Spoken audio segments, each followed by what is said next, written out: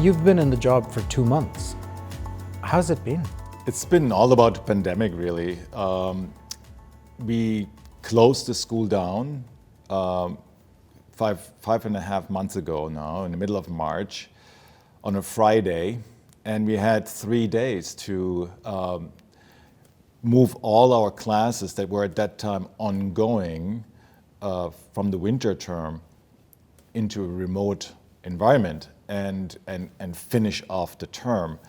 And amazingly, we actually pulled that off. And it is still, to me, just an incredible testament also to the Schulich spirit, how we actually did this. We immediately, Friday afternoon, we already were running workshops for faculty to acquire sort of the skills, how to teach via Zoom. And we had 150 faculty members attend that workshop just about 2 or 3 hours after the announcement that we were all going into lockdown. I mean, to me, those are stories that really that stuck with me, and I still find those really inspiring. This pandemic really is a historic moment, and it is fundamentally transforming our business model here, how we think about educating our students and how we teach classes, how we help our students find jobs, how we recruit our students. All aspects of the school really have been fundamentally changed and questioned.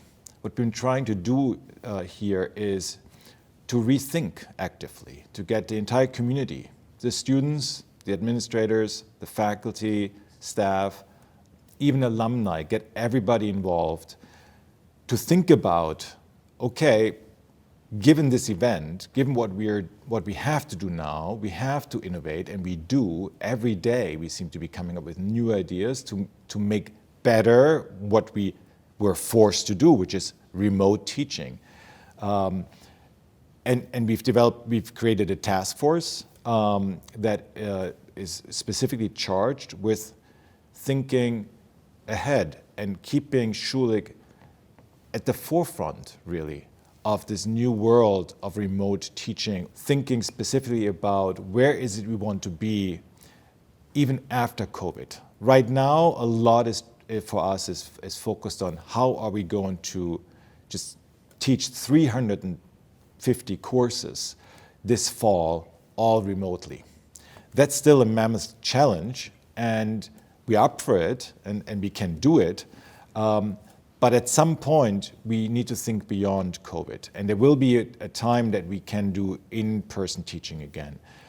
But we certainly don't think we'll do in-person teaching the way we used to do it. It will be a very different type of education experience, and we want to be absolutely at the forefront technologically and in our mindset to embrace this different kind of education experience that we'd like to deliver for our students that fits perhaps much more their preferences. Not everybody wants to be in the classroom for every class.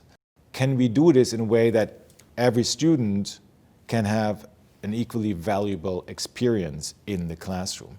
What do we need to do in order to make that happen? Well, we know we need to train faculty. This is a very different type of teaching, so that would require quite some training. We know we need to invest in technology, so we have done that. We're going ahead now, and we're transforming 2 classrooms, our biggest classrooms, into what we call high-flex classrooms, which allow the creation of this kind of a teaching environment where you can have in-person teaching.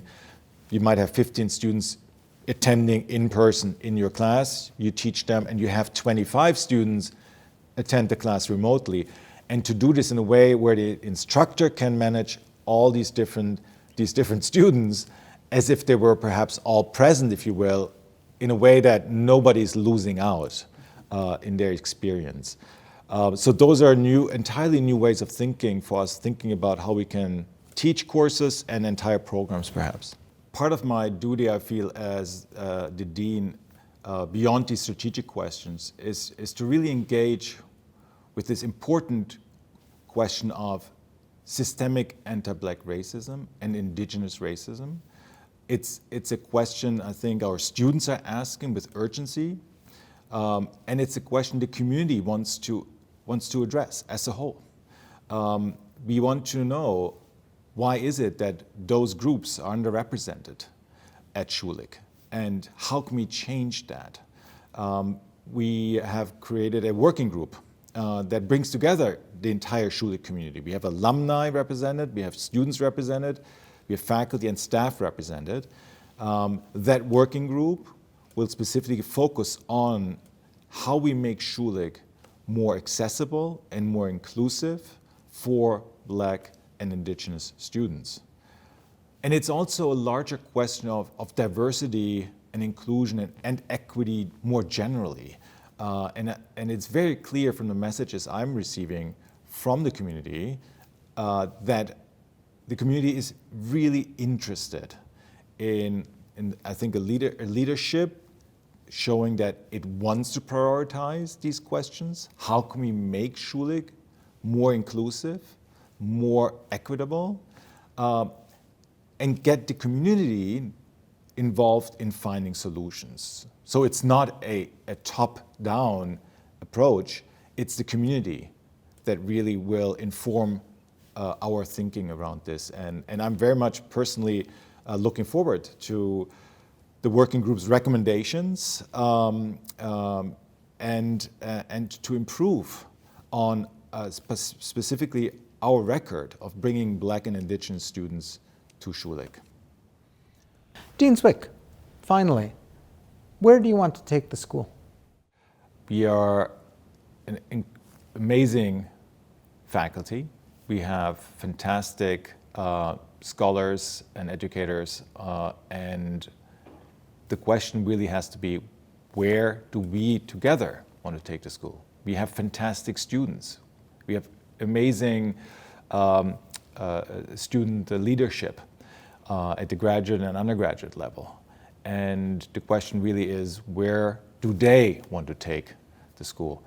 We have an amazing donor network that Schulich has benefited from over many decades. And I'd like to know, where would they want to take the school? And we have just an amazing staff that really, if not before, but during these past 5 months have really shown how important and how excellent they are keeping the school running and supporting the students. Where do they want to take the school? And so to me, really, this has to be a conversation for the community as a whole. And I see my role as facilitating this conversation and then learning from it, and then understanding perhaps where do we want to go next. So despite the difficult current circumstances with the pandemic, we are in a fantastic place as a school. We've shown resilience in innovation, and so we are moving forward strongly. And I think together as a community, that's going to be our strength, and that's the path I'd like to continue. Dean Zwick, thank you for your time. It was my pleasure. Thank you.